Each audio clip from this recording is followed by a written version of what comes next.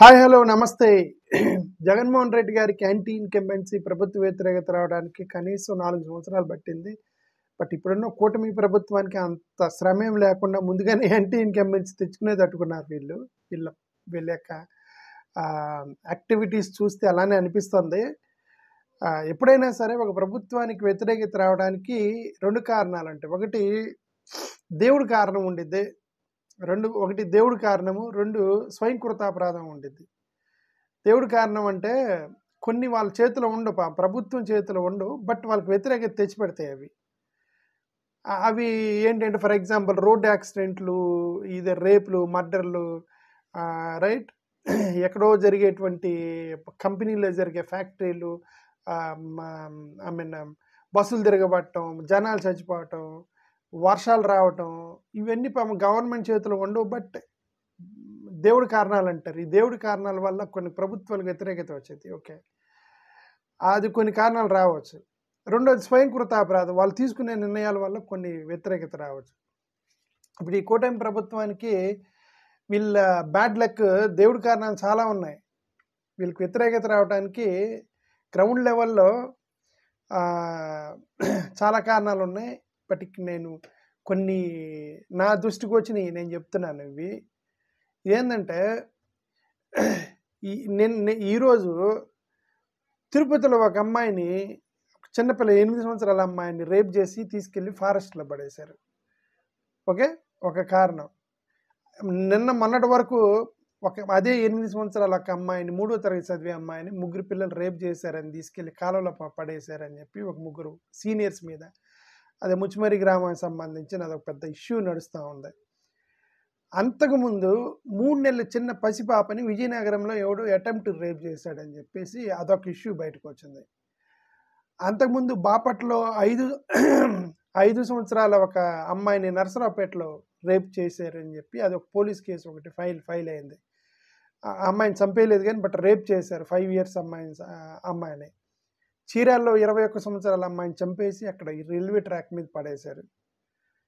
Right, ఒక అమ్మాయిని వాడు ఈవ్ టీజింగ్ చేస్తే వాడు జైలుకి వెళ్ళిపోయి తిరిగి వచ్చి ఆ అమ్మాయిని చంపేసి వాడు సూసైడ్ చేసుకున్నాడు. అదొక కేసు ఉంది. అదే నర్సరావుపేట పల్నాడు జిల్లాలో ఒక డివోర్స్డ్ ఉమెన్ని రేప్ అండ్ మర్డర్ చేశారు అక్కడ. రైట్, అనకాపల్లిలో అదే మైనర్ బాయ్ చేసినటువంటి మర్డర్. ఇక 2-3 కేసులు కూడా మర్డర్లు జరిగాయి. అమ్మాయి ఒప్పుకోలేదని అమ్మాయి వాళ్ళ నాన్న చంపేశాడు ఒకడు. ఒక లేడీ ప్లస్ బాయ్ ఫ్రెండ్ దగ్గర కలిసి హస్బెండ్ చంపేసి, ఇట్లా చాలా పాపం వీళ్ళ బ్యాడ్ లక్. నేను చెప్పాలంటే ఈ గవర్నమెంట్ బ్యాడ్ లక్. చీరాల్లో ఫస్ట్ వీళ్ళు అధికారంలో రాగానే చీరాల్లో ఒక రేప్ అండ్ మర్డర్ కేసు జరిగితే హోమ్ మినిస్టర్ పరిగెత్తుకుంటా వెళ్ళి అక్కడ వాళ్ళకి ఒక 10 లక్షల రూపాయలు డబ్బులు ఇచ్చి దాన్ని పేపర్లో వేసుకొని, భువనేశ్వరి గారు కూడా దాని మీద ట్వీట్ చేసి, భువనేశ్వరి గారి యొక్క ట్వీట్ ఏమని చేశారంటే మహిళల రక్షణ మా ప్రాధాన్యత అని దాన్ని ఏదో కొద్దిగా హైప్ చేసుకుందామని ప్రయత్నం చేశారు. ఇటు పక్క చంద్రబాబు నాయుడు గారు, లోకేష్ గారు, పవన్ కళ్యాణ్ గారు వీళ్ళందరూ మాట్లాడారు దాని గురించి. దాంతో ఎండ్ అయిద్ది అనుకున్నారు. బట్ చూడండి, 10 కేసులు వరుసన 10 కేసులు వచ్చేసినాయి టక్. ఈ 10 కేసుల్లో హోమ్ మినిస్టర్ మాట్లాడలే, చంద్రబాబు నాయుడు గారు మాట్లాడలే, భువనేశ్వరి గారు మాట్లాడలే, పవన్ కళ్యాణ్ గారు మాట్లాడలేదని ప్రజల్లో తీవ్రమైనటువంటి వ్యతిరేకత. ఓకే, ఎందుకంటే ఇప్పుడు ఆ ఒక్క కేసు మీద తప్పితే దీని మీద పెద్దగా వీళ్ళు స్పందించలేదని. ఇప్పుడు ఇన్ని కేసులు జరుగుతాయి. పాపం వాళ్ళకి సంబంధం లేదు. నిజం చెప్పాలంటే గవర్నమెంట్ ఏం చేయలేదు. ఎక్కడో గ్రౌండ్ లెవెల్లో ఎవడో పోర్నోగ్రఫీ చూసి 3 సంవత్సరాల పిల్లని, 3వ తరగతి పిల్లని తీసుకెళ్ళి రేప్ చేస్తే ముఖ్యమంత్రి గారు ఏం చేస్తారు? ఆయన ఏం చేయలేడు కదా. బట్ వాళ్ళ బాధ్యత, గవర్నమెంట్ బాధ్యత. ఎందుకంటే గవర్నమెంట్లో ఉన్నారు కదా, వాళ్ళ ప్రభుత్వం ఉంది కదా. ఆ రేపుకి మీరు బాధ్యత కాకపోయినా సరే, ఆ రేప్ కేసు జరిగిన తర్వాత పోలీస్ వ్యవస్థ ఎంత ఫాస్ట్గా ఇన్వాల్వ్ అవుతుంది, ఎంత ఫాస్ట్గా యాక్టివేట్ అవుతుంది, దానికి మంత్రులు ఎలా స్పందిస్తున్నారు, ముఖ్యమంత్రి ఎలా స్పందిస్తున్నాడు, ఇవన్నీ క్యాలిక్యులేషన్లోకి వచ్చేసి ప్రభుత్వానికి బ్యాడ్ నేమ్ వచ్చేసింది. అదే కొన్ని ఫ్యాక్టరీలో జరిగినటువంటి యాక్సిడెంట్లు అవి కూడా కొన్ని జరిగాయి వీళ్ళ ప్రభుత్వంలోనే. మన జగ్గేపేటలో ఒక సిమెంట్ ఫ్యాక్టరీలో బ్లాస్ట్ అయిపోయి 15 మంది ఇంజ్యూర్డ్ అయితే 2 చనిపోయారు ఆల్రెడీ. అదేవిధంగా అనకాపల్లిలో రాంబిల్లి ఎస్ఈసి సెంటర్లో ఒక బ్లాస్ట్ జరిగింది. అక్కడ ఒక ప్రమాదం జరిగింది. శ్రీకాకుళంలోనే సారకా ఐ మీన్ ల్యాబొరేటరీస్లో విస్ఫోటనం జరిగిందండి, బ్లాస్టింగ్ జరిగింది, ఫైర్ యాక్సిడెంట్ జరిగింది. అక్కడ ఎవరు చనిపోయినా బట్ ఫైర్ యాక్సిడెంట్ జరిగింది. అదే అనకాపల్లిలో వసంత కెమికల్స్లో ఫైర్ యాక్సిడెంట్ జరిగింది. మన ఏదో గుంటూరులో ఏదో ఒక చిన్న పైనుంచి ఏదో కప్పు పడిపోయి కొంతమంది చనిపోయారు అని చూశాను, బట్ అని విన్నాను నేను ఎక్కడ. సో ఇవన్నీ కంపెనీలో జరిగే ఫ్యాక్టరీస్ వారు చనిపోవటం వీళ్ళ దురదృష్టం. అది వీటిని దేవుడి కారణాలు ఉంటాయని కొన్ని ఒక ప్రభుత్వం వ్యతిరేకత రావడానికి, ప్రభుత్వం మీద వ్యతిరేకత రావడానికి దేవుడు కారణాలు ఉంటాయి. ఇవన్నీ దేవుడి కారణాలు. కొన్ని స్వయం కృతాపరాధం ఉంటాయి, వాళ్ళు స్వయంగా చేసుకునేటువంటి స్వయం కృతాపరాధం. దేవుడి కారణాలు మీరేం చేయలేరు. మీ బ్యాడ్ లక్ అనుకోండి, మీ ప్రభుత్వంలో ఎక్కువ జరుగుతున్నాయి, మీ బ్యాడ్ లక్ అనుకోండి. బట్ ఇప్పుడు స్వయం కృతాపరాధం జరుగుతుంది, అది బ్యాడ్ లక్ కాదు, అది మీ చేతులారా చేసుకునేది స్వయం కృతాపరాధం అనేది. అవేంటి అంటే వైఎస్ఆర్సీపీ పార్టీ వర్కర్స్ మీద మీరు అటాక్ చేయడం స్వయం కృతాపరాధం. అది మీరు అటాక్ చేస్తున్నారు ఆల్రెడీ పార్టీ కార్యకర్తల మీద. వైఎస్ఆర్సీపీ లీడర్స్ని ఇప్పుడు ఆయన ఎవరు చంపేశారు, అతన్ని పల్నాడు జిల్లాలో నడి రోడ్డు మీద నరికేశాడు, ప్రజలందరూ చూశారు. అది స్వయం కృతాపరాధం, అది యాక్సిడెంట్ కాదు, స్వయం కృతాపరాధం. వైఎస్ఆర్సీపీ పార్టీ ఆఫీస్ని అందరు చూస్తూ ఉండగా తాడేపల్లిలో పడగొట్టారు. జగన్మోహన్ రెడ్డి గారి ఇల్లు హైదరాబాద్లో మీ ఇన్ఫ్లుయెన్స్ ఉపయోగించి పడగొట్టారని చెప్పి ఒక ప్రజల్లో ఉంది. అది వైఎస్ఆర్సీపీ పార్టీ ఆఫీసులు మొత్తాన్ని పడగొట్టబోతే హైకోర్టు అడ్డుకుంది. ఇవన్నీ యాక్సిడెంట్లు కాదు, ఇవన్నీ స్వయం కృతాపరాధాలు. ఇవన్నీ ప్రజలు గమనిస్తున్నారు కదా. వీటన్నిటిని మీ అంతా మీరే బ్యాడ్ నేమ్ తెచ్చుకుంటున్నారు అనేది నా ఉద్దేశం. ఓకే, వైఎస్ఆర్సీపీ లీడర్స్ మీ ఇళ్ళ మీద అటాక్ చేశారు. కొలిగిపూడి శ్రీనివాస్ అనే అతను వెళ్ళి అక్కడ ఎంపీపీ ఇంటి మీద పడి ఆ ఇంటిని ధ్వంసం చేయడానికి ట్రై చేశాడు. ఇంకొక ఆయన గవర్నమెంట్ ఎంప్లాయీని తీసుకెళ్ళి ఒక వైఎస్ఆర్సీపీకి సంబంధించిన ఒక కార్యకర్త ఇంటిని పడగొట్టబోయాడు. కొడాల నాన్నగారి మీద, వంశీ గారి ఇళ్ళ మీద రాళ్ళు దాడి జరిగింది. ఆరెవరో పిల్లల్ని పట్టుకొని క్షమాపణ చెప్పేంతవరకు కొట్టారు పిల్లలు. ఇవన్నీ వీడియోస్ బయటకు వచ్చినాయి. ఇది యాక్సిడెంట్స్ కాదు, ఇవి స్వయం కృతాపరాధం. ఇవన్నీ గవర్నమెంట్ మీద వ్యతిరేకత తెచ్చుకోవడానికి. ఓకే, దీంతో కొన్ని ఆడియోలు బయటకు వచ్చినాయి. అవేంటి, ఎవరో ఒక టీడీపీ లీడరు ఒక సచివాలయం వ్యవస్థకు సంబంధించి సచివాలయ యొక్క ఎంప్లాయీ లేడీకి నువ్వు ఫోన్ చేసి ఇంటికి రా అని చెప్పి పిలిస్తే ఆమె నేను ఎట్లా వస్తాను సార్ లేడీ అంటే, నువ్వు రావాల్సిందే మా ప్రభుత్వం అనేది అది వాడి వైరల్ అయిపోయింది బాగా. అది బెదిరిస్తున్నాడు ఒక లేడీని ఇంటికి రా, మన టీడీపీ కార్యకర్త. ఓకే, అదే ఇంకొక వీడియో వైరల్ అయింది. గవర్నమెంట్ స్కూల్ టీచర్ దగ్గరికి వెళ్ళిపోయి నేను బియ్యం బస్తాలు వేస్తానని చెప్పి టీచర్ని బండబూతులు తిడుతున్నాడు ఒక టీడీపీ నాయకుడు. అది వైరల్ అయిపోయింది. నేనేమన్నా అంటే ఇవన్నీ స్వయం కృతాపరాధం, అంటే ఇవన్నీ దేవుడి కారణాలు కాదు, మీ కారణాలే, మీ అంతా మీరు చేసుకునేటువంటి కారణాలు అంటున్నాయి. ఇప్పుడు పెద్దిరెడ్డి రామచంద్రారెడ్డి గారిని, మిథున్ రెడ్డి గారిని పొంగనూరు వెళ్లకుండా అడ్డుకోవటం మీకే నష్టం, టీడీపీకి నష్టం. అది ప్రజలు గమనిస్తున్నారు. అది వాళ్ళిద్దరు ఎమ్మెల్యేలు, ఒక ఆయన ఎంపీ, ఒక ఆయన ఎమ్మెల్యే. వాళ్ళు కక్షపూర్వత్వంతో కక్ష పేరుతోటి మీరు పొంగనూరు వెళ్లకుండా చేశారనుకోండి, remember tomorrow it is their advantage. రేపొద్దున వాళ్ళ టైం వచ్చేది. వాళ్ళ టైం వచ్చినప్పుడు, వాళ్ళకి ఓట్లు పడ్డప్పుడు, వాళ్ళు గెలిచినప్పుడు, వాళ్ళ వైపుకి తిరిగినప్పుడు, ప్రజలు వాళ్ళ వైపుకి తిరిగినప్పుడు ఇదంతా గమనించిన వాళ్ళు అంతే కదా. ఎమ్మెల్యేని ఊరికి రానికపోతే మరి ప్రజల్లో సానుభూతి పెరగదా? డెఫినెట్గా ఇదే ప్రజల వ్యతిరేకత తెచ్చుకుంటున్నారు వీళ్ళే, టీడీపీ వల్ల. వైఎస్ జగన్మోహన్ రెడ్డి గారు అపోజిషన్ లీడర్ ఇవ్వండి అంటే వాళ్ళ అపోజిషన్ ఇచ్చే పరిస్థితి కనబట్టలే. అతిపెద్ద పార్టీ ఆయన కదా, ఆయనకి ఇచ్చేస్తే పోయేది కదా. అది కూడా వ్యతిరేకత వచ్చింది వీళ్ళకి. జగన్మోహన్ రెడ్డి గారు వాళ్ళ నాన్నగారు అయిన వైఎస్ రాజశేఖర రెడ్డి గారు విగ్రహాలు పడగొట్టడం ఎంత బ్యాడ్ నేమ్ తెచ్చుకున్నారు. విగ్రహాలు పడగొట్టి ఏదో క్యాస్ట్ సెన్సెస్ బదులు స్కిల్ సెన్సెస్ చేస్తే పర్లేదు, స్కిల్ సెన్సెస్ పర్లేదు, దానికి క్యాస్ట్ సెన్సెస్ చేస్తాను వీడియో సర్క్యులేట్ అయిపోయింది. బీసీలు మొత్తానికి క్వశ్చన్ మార్క్ పడిపోయింది. ఈయనేంటి క్యాస్ట్ సెన్సెస్ బొక్కబెట్టే తట్టుకున్నాడు అని చెప్పి బ్యాడ్ నేమ్ తెచ్చుకున్నారంతా. అంతేకాకుండా కొన్ని జీవోల దగ్గర కూడా వీళ్ళు కాంట్రవర్సీలు చేసుకున్నారు. తల్లికి వందనం అనే స్కీమ్ ఇచ్చారు, మళ్ళీ విత్డ్రా చేసుకున్నారు. సిపిఎస్ ఎంప్లాయీస్కి సంబంధించిన సిపిఎస్ని ఇచ్చి మళ్ళీ విత్డ్రా చేసుకున్నారు.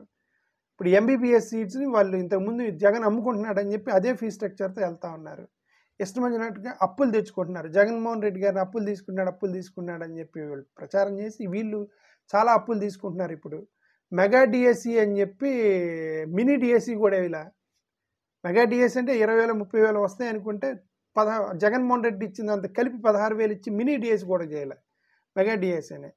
ఫ్రీ శాండ్ కాస్త ఫీ శాండ్ అయింది అది, రైట్. వాలంటీర్స్కి 10,000 రూపాయలు ఇచ్చేసి డబ్బులు ఇస్తానని చెప్పేసి వాళ్ళని తీసేసి ఎలక్షన్ అయిపోయిన తర్వాత వాళ్ళందరూ ఓటేస్తే 10,000 వస్తాయని చెప్పి ఓటేస్తే ఇప్పుడు వాళ్ళని పీకేసి వీళ్ళెవరో సచివాలయం చేత పెన్షన్ డిస్ట్రిబ్యూట్ చేశారు. వాలంటీర్స్ దెబ్బతిన్నారు. ఆంధ్ర మన vice chancellors, university vice chancellors బెదిరించారు, వైస్ ఛాన్సలర్స్ని తిడుతున్నారు, వైస్ ఛాన్సలర్స్ మ్యాక్సిమం మార్చేస్తారని ఒక పుకారు వచ్చింది.